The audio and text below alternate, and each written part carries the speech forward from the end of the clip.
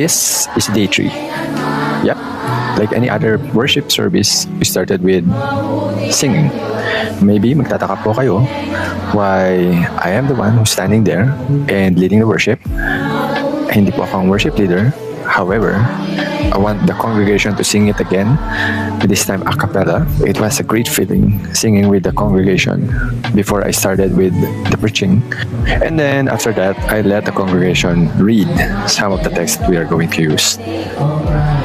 Gusto niyo po ba makasama ang Panginoon? Hindi pa kayo, wag muna kayo. Yes, that is purposeful because I want them to stay awake. Okay, yan. Pag-usapan ko natin first lang. Okay po ba? And I started my preaching, and the title of the preaching is First Love, where I talk about God being our first love. And the sad truth is, we sometimes forget, or oftentimes we forget about our first love. Prayers, we did a lot of prayers, from opening to closing, to even thanking God for that day and for the Lord's table. So after the preaching, I started with the Lord's table, where we commemorate the deaths of Jesus Christ, His salvation.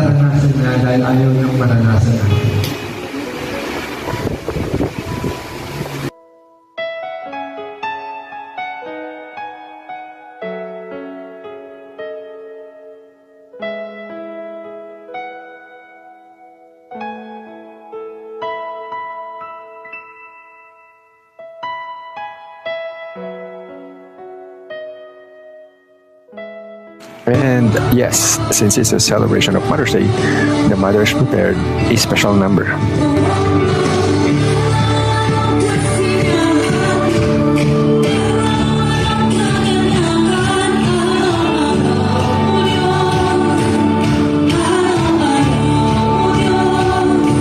And it was really nice. And after that, I started to ask mothers. So this is part of me making sure na yung mga mothers natin, or yung, not only the mothers, but even everybody who attended the service will be participating. Kahit tayo sila, ano yung masasabi mo about first love?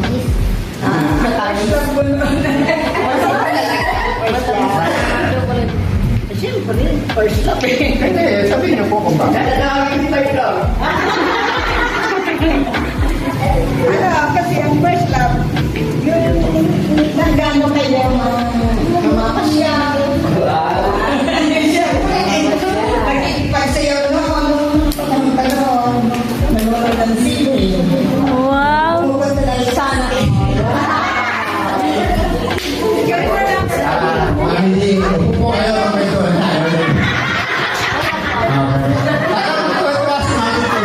Marami niyo parang nakalimutan lang yung worship service nila. Sa class. Marami niyo, thank you. Pero So yun po yung isa sa mga very effective when it comes to making sure na hindi pa makakatulog yung mga listeners or yung congregation, and at the same time we will be able to connect with them is by calling them, asking them questions, maybe asking questions and letting them volunteer to answer.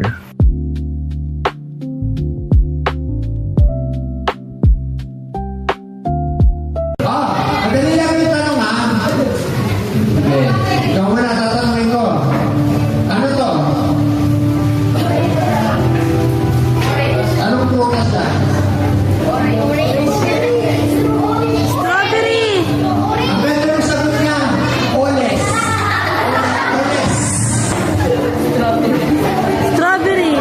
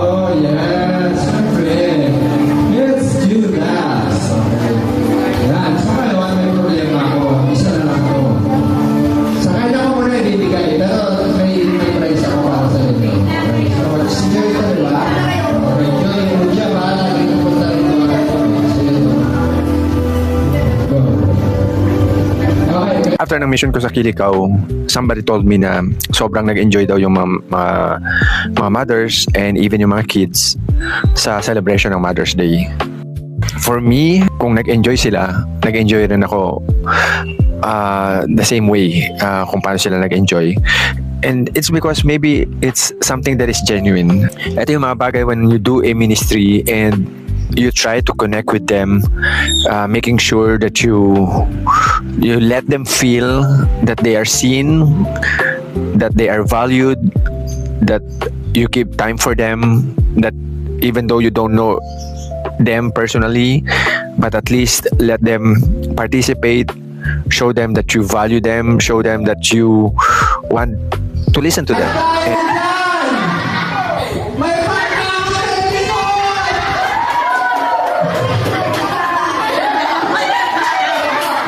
And that they are part of the celebration. Lahat talaga nag-participate. And I'm also thankful for everybody kasi game na game sila. Kung anong bagay ang pinapahalagaan mo, nandun ang puso. And of course, one of the highlights of the celebration is to pray for all the mothers. Ito yung time na natutuwa din ako because the kids, they participated. I asked them to raise their hands and para pag-pray yung mga mothers. Nakakatawa lang na as I was watching this video, nakita ko itong batang to na habang nagpro-pray siya, nagkakamot siya ng likod.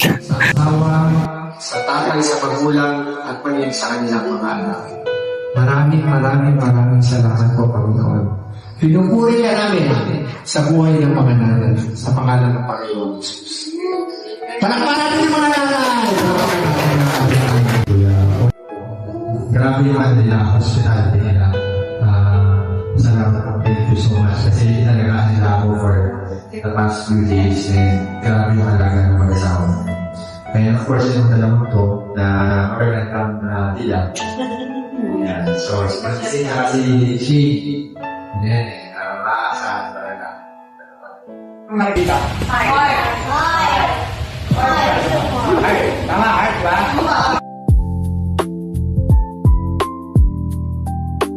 Ano sa mga na, no? Symbol. X. O, X. Tama.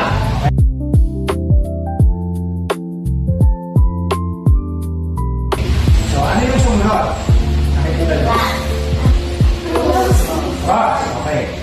So after the worship service, I was blessed to have given the time with the kids. So ito talaga yung inaantay ko, and this is the heart and soul of what I do, sharing of the gospel. Pero mahal ko ng Diyos, kaya yung cross na yan, pinadala niya yung anak niya na dapat ikaw anak mo ang magbayad ng kasalanan na nagbayad ng kasalanan para sa iyo. And I was also a product of that sharing of the gospel to the kids ministry, and that is the reason why I'm so excited when it comes to sharing the gospel to the kids. Magkakaroon ng ganitong regalo sa inyo, anong dapat nyo gawin? Sabi ko, Nicole, anong dapat nyo gawin? Magpasalamat talaga. Yung pinaka-importante, tingnan nyo, natakit pa yung regalo, anong ipapalit nyo gawin? Ang gawin. Ang dating niya, hindi ko ito ipipilit kay Nicole. Sasabihin ko lang, regalo Nicole, anong gagawin mo, Nicole? Kukunin mo. Nakarin yung regalo na. Kay Nicole. Ang Diyos natin, hindi niya ipipilit ng sarili niya. Sabi niya, ito yung anak ko. Siya ang magliligtas sa'yo. Pero gusto mo ba siyang maging tagapagligtas? Diba? Kaya meron question mark, yun yung decision ng bawat matari. Pag nag-desisyon ka na, sige, gusto ko po siyang maging tagapagligtas, susunod ka na sa kanya. Ang tawag doon, Christian, follower of Christ. Ikaw na yung, kung ano yung gusto ng Lord, yun na yung gagawin niya. Okay, so ngayon, tanungin ko kayo, ito na yung pinaka-last okay? So ano yung decision nyo? Gusto nyo ba maging Panginoon at tagapagligtas ng Jesus? And this is the moment that I really love, and I was able to really tell these kids the love of God and that Jesus Christ can save them. And this is actually a very long conversation with the kids, and I was surprised that they really listened. I was surprised that they really interacted, and I was surprised that they really, really understood everything. So I'm very thankful to God. I'm very thankful for what the Holy Spirit did here.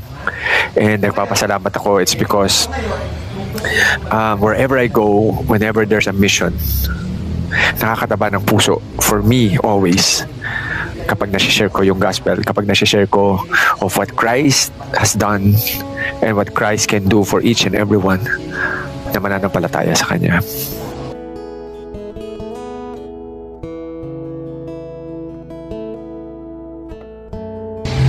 Panginoon,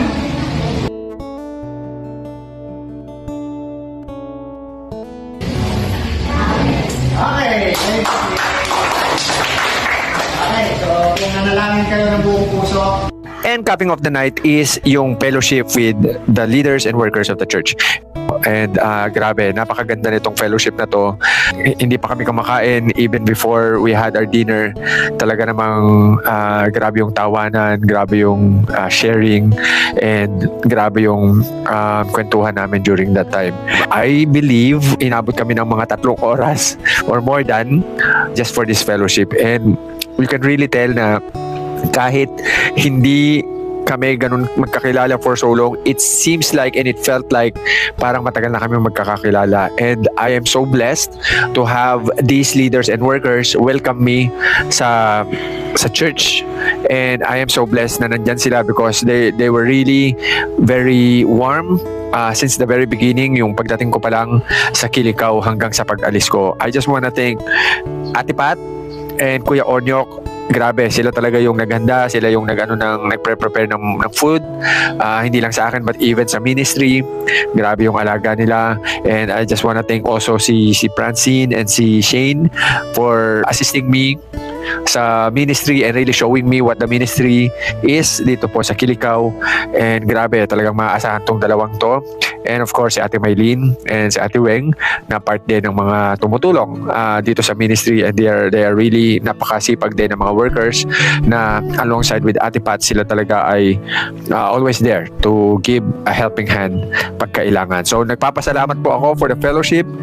This is the night na talaga something that I will treasure and cherish kasi it's a memorable night, and I'm so thankful to God for whatever He did here during the time na nandito ako. Maraming salamat po, Panginoon. To you be all the glory and honor. Amen.